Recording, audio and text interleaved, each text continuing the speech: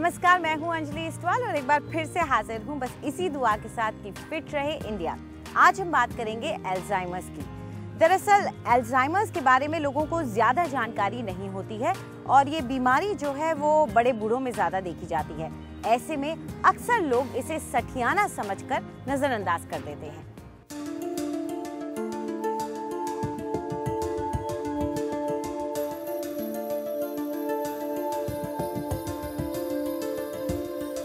उनको already heart attack आ चुका था। We were not aware, but hospital ले गए थे तो डॉक्टर्स ने बताया, जो होम टाउन में थे। तो वहाँ से फिर रिकमेंड किया गया कि you take him somewhere else, but they said कि 30% हार्ट फंक्शनिंग चल रहा है, तो chances are very less kind of. वो ठीक से देख नहीं पाते थे, बिल्कुल कुछ नहीं समझ पाते थे, किसी को पहचान नहीं पाते थे, बिकॉज ये जो मल्टीपल अटैक्स हुआ था उससे उनका eyes, years and brain affect किया है। Alzheimer disease is the most common type of dementia basically, जिसके अंदर ब्रेन के जो सेल्स हैं वो डिजनरेट करते जाते हैं, न्यूरॉन्स कम होते जाते हैं। उसकी वजह से पेशेंट का जो कॉग्निशन प्रोसेस है, जिसमें कि मेमोरी है या पेशेंट का जजमेंट है, रीजनिंग है, अंडरस्टैंडिंग है, ये सब चीज़ें इम्पेयर्ड होती चली जाती हैं। उसके अलावा पेशेंट एप्रेक्सियास डेवलप कर लेता है, जैसे कि जिन चीज़ों को वो यूज़ कर सकता था पहले, उन ऑब्जेक्ट्स को यूज़ नहीं कर पाता है प्रॉपर्ली। पेशेंट को मिस आइडेंटिफिकेशन होता है, ऑब्जेक्ट्स को रिकग्नाइज नहीं कर पाता है। इस डिजीज़ को बेसिकली कुछ हद तक इसमें जेनेटिक्स भी इन्वॉल्व है, जहाँ पे फैमिली हिस्ट्री पॉजिटिव होती है, उसमें कॉमनली पाया जाता है। कई लोगों को APOE4 एलील म्यूटेशन मिलते हैं। Patient after 65 years of age they have a risk factor. जो एज है is one of the most important risk factor for developing Alzheimer's. Basically Alzheimer's जो है कई स्टेजेस में होता है। सबसे पहले कहते हैं कि मिनिमल कॉग्निटिव इम्पेयरमेंट होता है, उसके बाद प्रोड्रोमल एल्जाइमर्स होता है, और उसके बाद जो है then the patient develop dementia. आम का मौसम शुरू ही हो रहा है और आम खाना किसे पसंद नहीं है। हमारी न्यूट्रिशनिस्ट बता रही हैं आम के फायदे। आजकल आम का बड़ा सीज़न चल रहा है। लोग काफ़ी मेरे पास आते हैं, मैम आम नहीं खाएंगे, फैटनिंग होता है, हमें आम का बेहद शौक़ है। 99% लोगों को आम की इतनी ज़्यादा शौक़ होती है, उनका कहे तो फेवरेट फ्रूट है, और आम वैसे भी महाराजा कहलाता है फलों का। तो इसे आप बेझिझक होके खाइए। जिन्हें वेट लॉस करना है स्पेशली, वो लोग आम अच्छे से दिल खोल के खा सकते हैं। अब आप कहेंगे क्यों? तो उसमें यह है कि आम में इतना सारा विटामिन सी होता है और बी कॉम्प्लेक्स होते हैं, तो ये आपकी बॉडी में इतने अच्छे एंटीऑक्सीडेंट्स लेके आते हैं कि आप उससे आपकी स्किन ग्लो करने लगती है। इसमें हाँ, शुगर कंटेंट ज़्यादा होता है, लेकिन उसके साथ फाइबर भी होता है। तो जब आप एक पूरा आम खाते हैं तो आपको थोड़ा 2-3 घंटे भूख नहीं लगती है, तो ऑटोमेटिकली आप कुछ और नहीं खाते हैं। तो हुआ ना ये चीज़ आपके वेट लॉस के लिए बेनिफिशियल। तो अगर आपने आम खाना है तो पहले पूरा आम लेके पानी में भिगो देना चाहिए उसको करीब 1 घंटे के लिए। फिर आप उसको निकाल के फ्रिज में रखिए और जैसे मन चाहे वैसे आप उसे खा सकते हैं। अब हम बात करते हैं कच्चे आम की। तो कच्चे आमों का सीज़न भी यही है।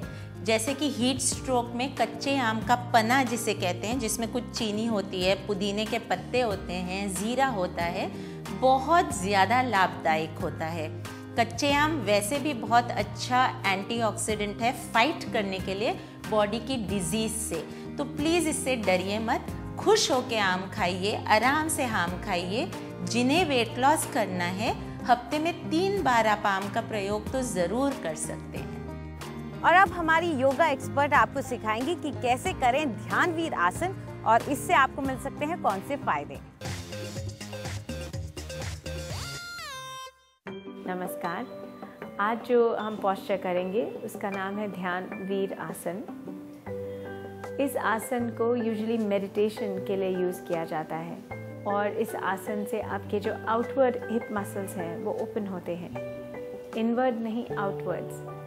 Also for your pelvic joint और हमारे रिप्रोडक्टिव ऑर्गन्स के लिए ये आसन बहुत फ़ायदेमंद है। अब हम देखेंगे पोस्चर कैसे करेंगे। आप सबसे पहले अपनी लेफ़्ट हील जो है उसको अपने राइट हिप के नीचे लेके आएंगे इस तरीके से। तो आपकी लेफ़्ट हील राइट हिप के नीचे आएगी और आपकी जो राइट लेग है वो ऊपर से बेंड होगी और आपका राइट नी लेफ़्ट नी के ऊपर आएगी। अगर आपको प्रॉब्लम है एडजस्टमेंट्स में तो यहाँ पे एक कुशन रख सकते हैं ताकि आप ऐसे टिल्ट ना करें। यहाँ पे बैठने के बाद देखिए कि आपकी बॉडी का एंगल सीधा है कि टेढ़ा है। पहले उसको नोटिस करिए, अपनी बॉडी को बैलेंस में लाइए और अपने हाथ कंफर्टेबली नीज पे रखिए। चिन थोड़ी सी अंदर रख सकते हैं जाल अंदर बंद के लिए, नेक लॉक के लिए। यहाँ पे कुछ देर आप बैठ के सिर्फ ब्रीदिंग करेंगे और इससे आप अपनी मेडिटेशन कैपेसिटी भी बिल्ड कर सकते हैं। तो यहाँ पे आप थोड़ी देर के लिए बैठेंगे,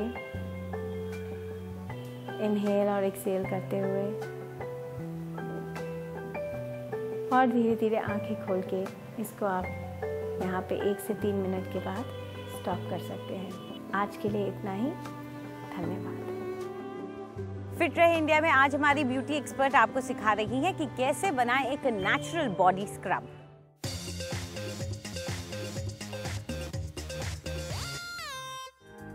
नमस्कार। आजकल के दौर में जब पोल्यूशन एंड टॉक्सिन्स इतने ज़्यादा बढ़ गए हैं, क्यों ना हम अपनी रोज़मर्रा की ज़िंदगी में आसान नुस्खे इस्तेमाल करें जिससे हमारी बॉडी, हमारे बाल और हमारी त्वचा तीनों को फ़ायदा हो नेचुरल इंग्रेडिएंट्स के साथ। आज हम आपको एक बहुत आसान सा एक बॉडी स्क्रब दिखाते हैं जो आप घर पे बना सकते हैं, और नॉट ओनली फेस पे लेकिन पूरी बॉडी के ऊपर आप इसको रोज़ इस्तेमाल कर सकते हैं इंस्टेड ऑफ सोप। इसके लिए आपको चाहिए हरी दाल साबुत, ऑरेंज पील पाउडर यानी कि संतरे की छिलके का पाउडर, एंड थोड़ा सा बादाम का तेल। ये आप देख रहे हैं कि हमने बहुत बारीकी से हरी दाल को मिक्सी में पीस दिया है और ये हम पूरी इसमें डाल देंगे। ऑरेंज पील पाउडर डालेंगे करीबन 2 चम्मच, और इसमें हम तेल मिक्स करेंगे। अगर बादाम का तेल आपके पास प्योर नहीं है तो आप तिल का तेल इस्तेमाल कर सकते हैं। क्योंकि इसमें दाल है तो ये जो स्क्रब है ये फूलेगा और गाढ़ा भी होगा। इसके लिए इसमें हमें थोड़ा सा पानी डालना होगा।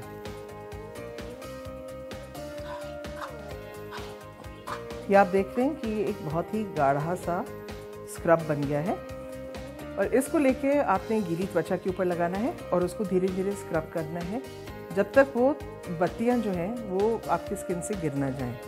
फिर आप देखेंगे कि आपकी जो स्किन है वो कितनी soft, smooth, D-stand and baby soft मिनटों में हो जाती है।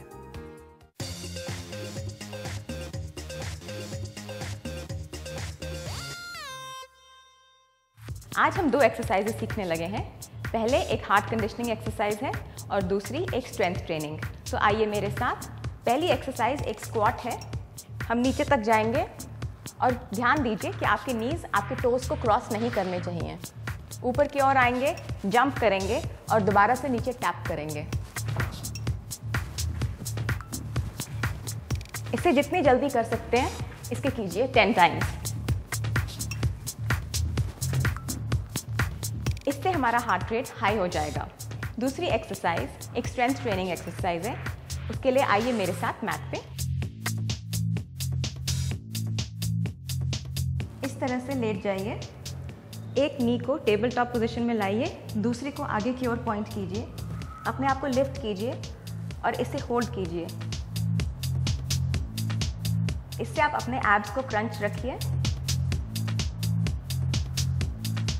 जितनी देर इसे होल्ड कर सकते हैं होल्ड करके रखिए। 15 से 20 सेकंड से शुरू कीजिए और धीरे धीरे इसे बढ़ाते चले जाइए। इस एक्सरसाइज को आप दूसरी साइड रिपीट कीजिए और मुझे फीडबैक दीजिए। और अब हमारी मेकअप एक्सपर्ट से सीखिए आईलाइनर लगाने का एक स्टाइलिश तरीका।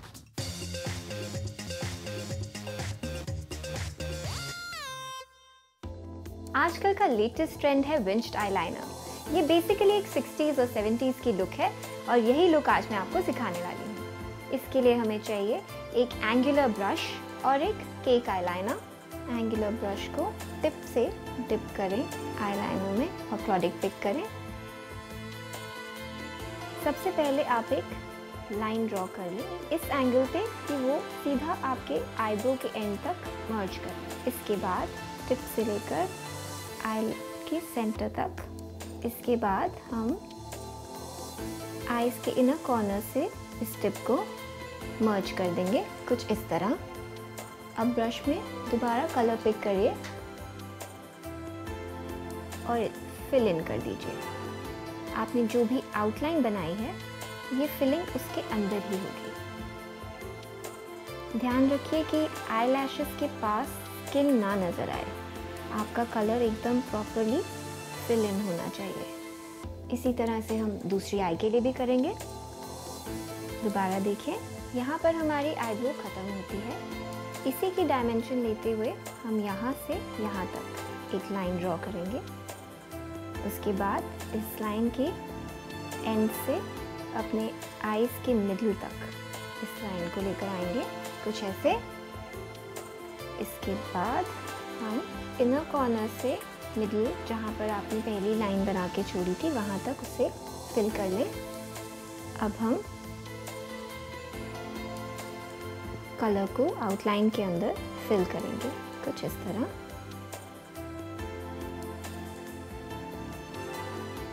आई होप आपको ये ट्रिक सिंपल लगी हो और आप इसे ज़रूर यूज़ करिएगा। फिट रहे इंडिया में फिलहाल इतना ही। आपको हमारा कार्यक्रम कैसा लगा हमें ज़रूर बताएं। आप अपनी राय हमें ईमेल कर सकते हैं fit@ndtv.com पर। चाहे तो ट्विटर पर भी आप हमारे साथ जुड़ सकते हैं। इस्तेमाल कीजिए #फिट रहे इंडिया। फिलहाल हमें इजाज़त दीजिए। नमस्कार।